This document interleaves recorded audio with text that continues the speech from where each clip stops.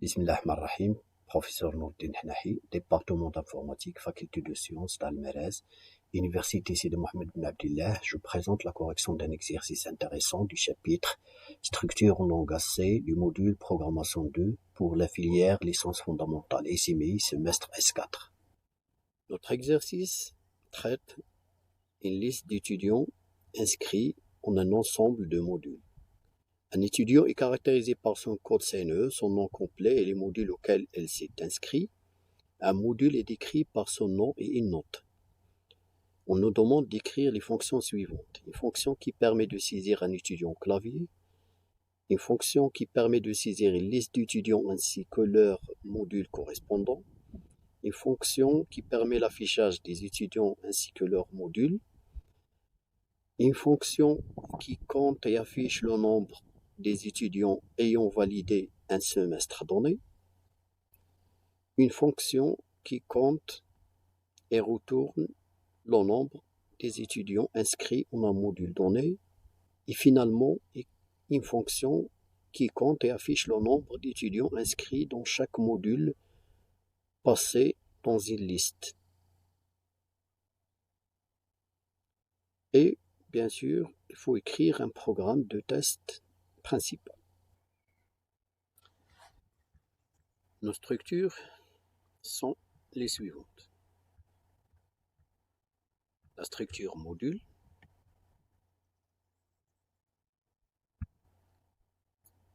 qui comporte le champ nom de module et le champ note.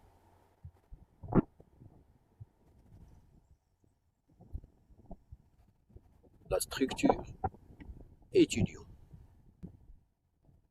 qui comporte le champ CNE, le champ nom complet, nom prénom, et le champ une structure représentant une liste dynamique ou bien une table dynamique de modules. Alors, vous marquez le type de structure module avec S. Voilà. Alors, c'est quoi cette structure module avec S? Ça représente une table dynamique qui comporte deux champs. Un pointeur sur module, de nom item, élément, et le nombre de ces éléments. Donc, le champ item, ça va représenter la table dynamique des modules dans la structure. Et NB, c'est le nombre de ces modules. Dans le même esprit, on va définir également une table dynamique d'étudiants qui comporte un champ pointeur sur étudiant, de nom item, et NB qui est le nombre des étudiants dans cette table.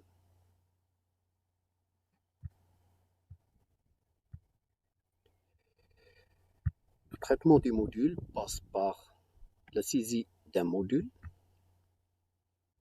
son affichage,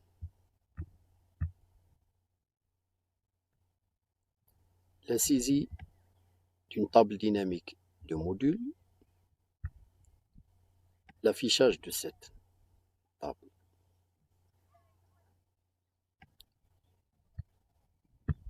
Donc, pour saisir un module, on passe à la fonction saisie module, un pointeur sur module. On demande donc le nom du module, on le récupère avec la fonction get de la bibliothèque string. Bien sûr, on préfère gets à scanf parce qu'il permet de saisir le nom complet avec les espaces. Et la note, on l'a saisit avec un simple scanf pour remplir le champ nom. L'affichage, on va afficher le nom du module et la note via la fonction affiche module qui prend comme paramètre un module M. Ce qui est intéressant, c'est comment saisir une table dynamique de modules. Alors là, j'ai préféré la saisie de liste de modules par une fonction saisir liste module qui prend comme paramètre une structure module avec S.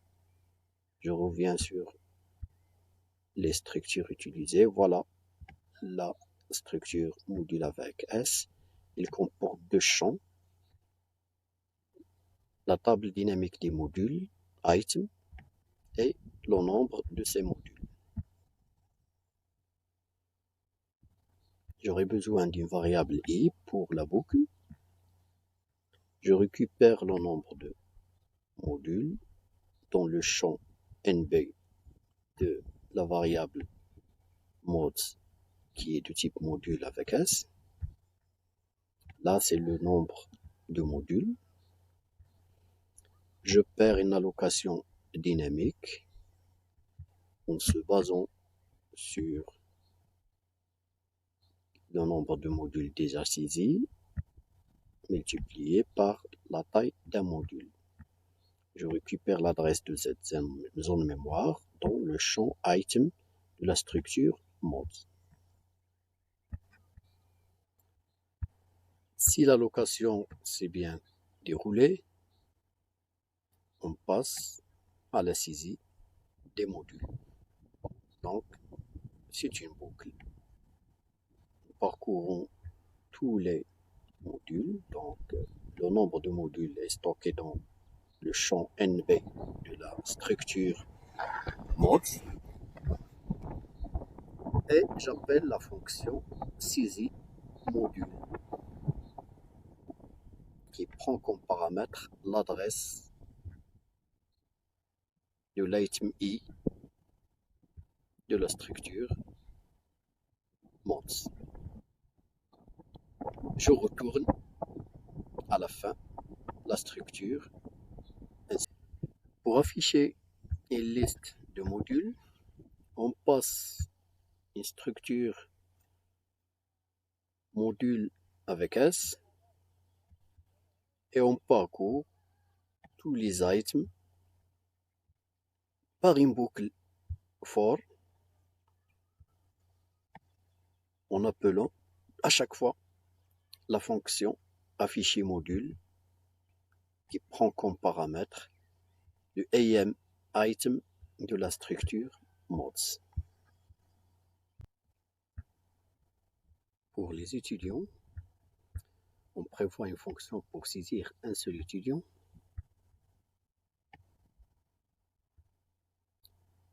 Une fonction pour afficher un étudiant.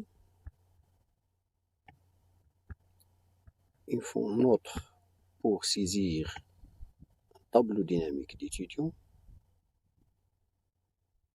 Afficher un tableau dynamique d'étudiants.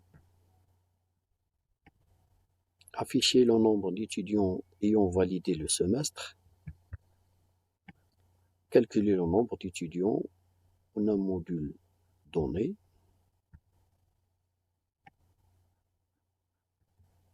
Ou bien dans une liste de modules donnés.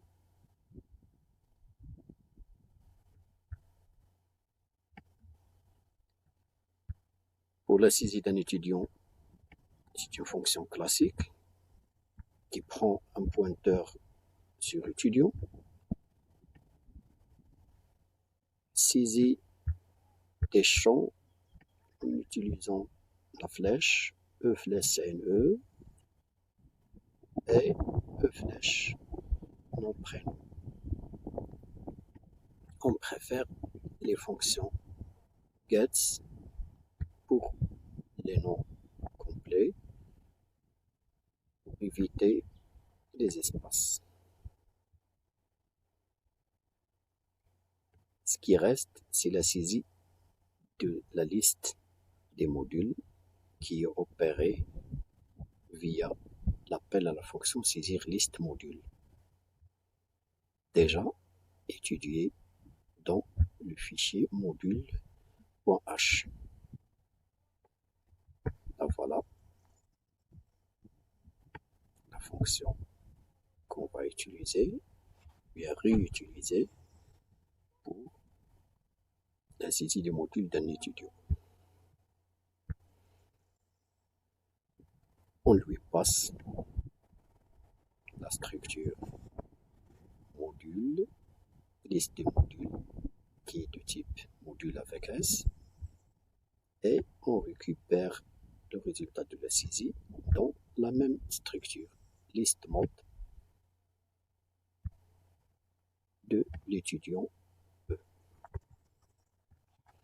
Pour afficher un étudiant, on passe l'étudiant à la fonction afficher étudiant. On affiche le nom et le CNE sans problème. Pour l'affichage des modules avec leurs notes, il faut opter pour une boucle for.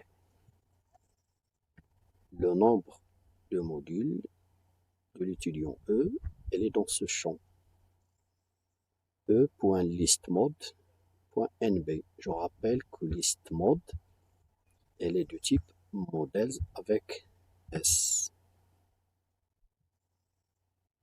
Modules avec S, donc il comporte la table dynamique item et le nombre des éléments.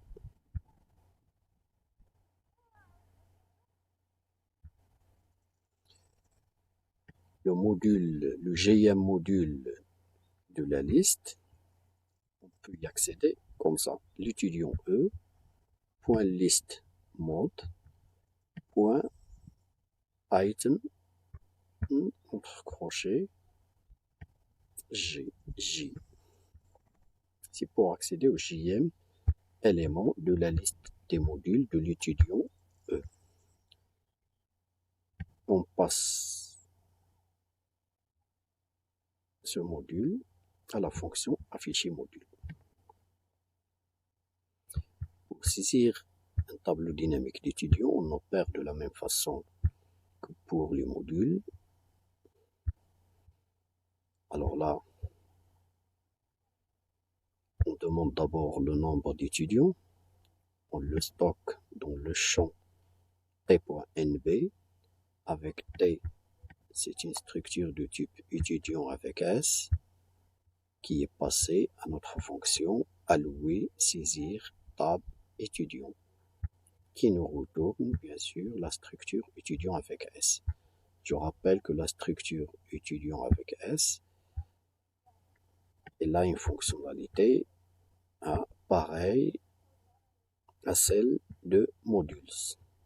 La voilà, la structure étudiant avec S, donc il comporte un pointeur sur étudiant et un champ entier NB pour garder le nombre des étudiants. Item, c'est pour garder la liste ou bien la table des étudiants. Donc je passe à cette fonction une structure de type étudiant avec S, T, et je récupère à la fin cette taille après son remplissage, cette structure T après son remplissage. Je reviens, on saisit donc le nombre d'étudiants, on le met dans le champ NB de la structure T, puis on opère une allocation dynamique par la fonction malloc en exploitant le champ t.nb multiplié par la taille d'un étudiant.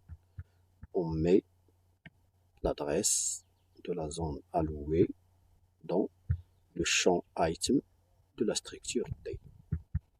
Ce qui reste, c'est le remplissage des items, qui sont les étudiants. Donc on parcourt tous les étudiants et on appelle la fonction saisie, qui saisit un étudiant. L'étudiant, dans chaque itération, elle est le t.item décalé par le nombre i.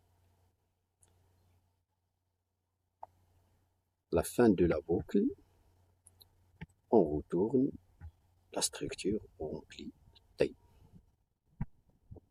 Donc Donc on a rempli à la fois le champ NB et on a rempli la table dynamique des étudiants. Pour l'affichage, on passe à la fonction, donc une structure de type étudiant avec S, et on parcourt les items de la structure T et on appelle à chaque fois la fonction afficher étudiant qui prend en paramètre l'étudiant T.item de I. On passe maintenant au calcul du nombre des étudiants ayant validé le semestre. Pour valider le semestre, il faut dépasser en moyenne la valeur 10. Donc il faut calculer pour chaque étudiant la moyenne. Ici, sa moyenne dépasse 10, on l'ajoute au compteur. Et on affiche le contour et on le retourne. Alors on initialise le contour à 0. On parcourt étudiant par étudiant via la boucle for i allant de 0 jusqu'à t.nb. On initialise pour chaque étudiant la somme à 0, la somme des notes, S. Et on parcourt tous les modules et à chaque fois on ajoute, on cumule dans S la note. Alors, le nombre des modules d'un étudiant I est récupéré dans ce champ. C'est le champ NB de la liste des modules de l'item I de la structure T. Alors, T.item, c'est l'étudiant I. List.mode, c'est la structure. Et on récupère le champ NB. Pour la note d'un module d'un étudiant, elle est récupérée comme ça. C'est très intéressant, il faut faire attention. Alors là, vous avez là accès à l'étudiant I, à sa liste de modules, à l'élément J de cette liste et au champ note de cet élément qui est un module. Voilà. On divise la somme S par le nombre des modules d'un étudiant et s'il dépasse 10, on l'ajoute au contour, on incrémente le contour. Voilà. Et on reboucle pour l'étudiant suivant. À la fin, on affiche le résultat et on retourne la valeur du nombre d'étudiants validant le semestre. Passons maintenant au calcul du nombre d'étudiants inscrits en un module donné. Donc, je le fais à 2 reprises. D'abord, une fonction pour vérifier est-ce qu'un étudiant est inscrit en un module. Voilà. Puis, j'utilise cette fonction pour calculer ou bien compter le nombre d'étudiants inscrits en un module. Alors, comment vérifier est-ce qu'un étudiant est inscrit en un module? Je parcours tous les modules d'un étudiant et je compare chaque module, le nom de chaque module auquel est inscrit cet étudiant avec le nom de module donné en paramètre à la fonction. Bien sûr, si je trouve une égalité, je retourne 1. Sinon, je passe au module suivant et lorsque je sors de cette boucle, je peux retourner 0 si je n'ai pas trouvé de correspondance. Alors, le nom d'un module d'un étudiant, elle est accessible via cette suite de champs. Alors c'est e.listMod. C'est pour accéder à la liste des modules d'un étudiant. J'accède au GIM élément de cette liste et je récupère le champ nom M. J'applique une comparaison qui ignore la casse des noms, bien des chaînes de caractères, via la fonction strCase CMP, en comparant le nom du module en cours de l'étudiant et le nom du module qui nous intéresse. Pour compter le nombre d'étudiants inscrits en un module donné, on crée une autre fonction inscrit module qui prend comme paramètre la structure T de type structure étudiant avec S et une chaîne de caractères qui est le nom du module qui nous intéresse. Nous avons besoin d'un i pour la boucle et d'un contour entier. Qu'est-ce qu'on fait? On parcourt, bien sûr, tous les étudiants et on vérifie est-ce que chaque étudiant de la structure ou bien de la table dynamique incluse dans la structure T est inscrit en ce module. Bien sûr, la fonction est inscrit retourne 0 si l'étudiant n'est pas inscrit dans le module, en ce module, sinon il retourne 1. Et donc, voilà le contour qui a été initialement initialisé à 0 va recevoir en cumul le résultat de chaque appel à la fonction est inscrit appliqué à chacun des étudiants dans la table des étudiants item de la structure T. Bien sûr, en comparant bien en se basant sur le nom du module donné. Après la fin de la boucle, on retourne la valeur de ce contour. On va exploiter cette fonction qui vérifie ou bien qui calcule le nombre de modules d'étudiants inscrits en un module donné pour, bien sûr, calculer et afficher le nombre d'étudiants inscrits dans chaque module d'une liste de modules donnés. Donc là, ce qui change, au lieu de passer un seul nom de module, on passe une liste de noms de modules avec leur nombre, bien sûr, sans oublier, bien sûr, la structure T de type étudiant avec S qui garde dans son champ item la table dynamique des étudiants. J'aurai encore besoin d'un compteur et, bien sûr, de i pour parcourir tous les modules de la liste. Alors là, je parcours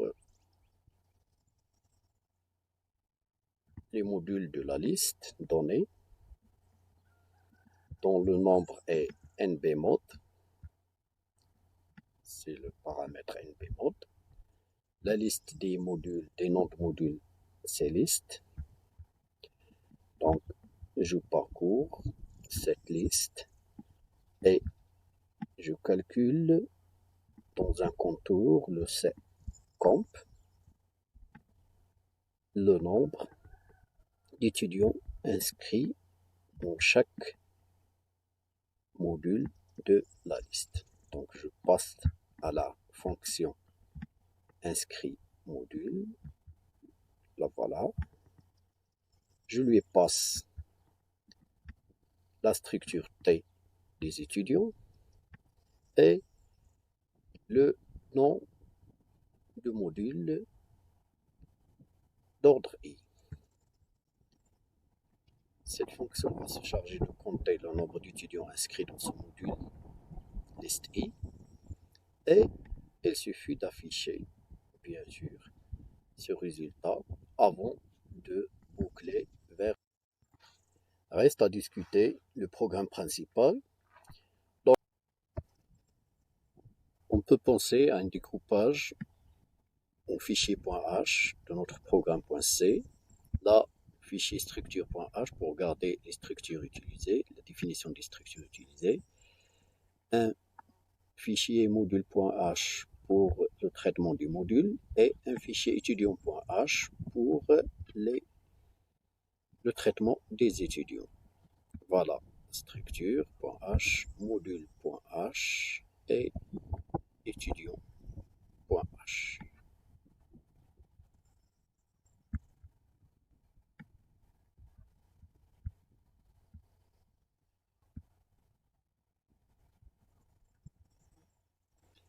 Et merci pour votre attention.